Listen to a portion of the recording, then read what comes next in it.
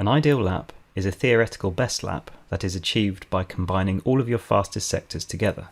These fastest sectors are highlighted in purple in the lap timing window, and below we can see the ideal lap time here. To add your ideal lap data to the graph, simply tick this box here.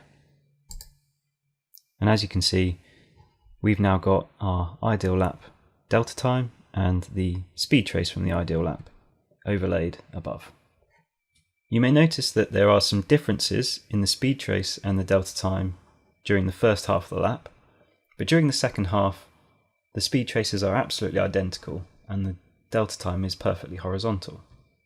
Now if we have a look at the lap timing window, we can see that we are using sector 1 from lap 8, sector 2 from lap 12, sector 3 from lap 8, and then sectors 4, 5 and 6 are from lap 9, which is our fastest lap. So this is the reason why there are no differences here. However, we have extracted 3 different sectors from 2 different laps here.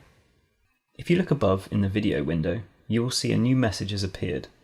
This states no ideal lap video. Click ideal lap button to generate. Ideal lap video is a new function we've added to Circuit Tools, which enables the software to extract all of the video from your best sectors and then stitch them back together so you can actually watch your ideal lap.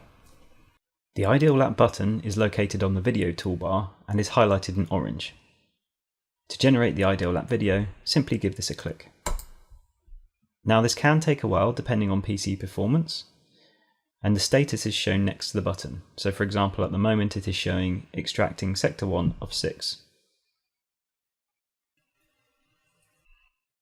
Once the ideal lap video has been generated, Circuit Tools will load it in automatically, and then you can begin conducting your analysis.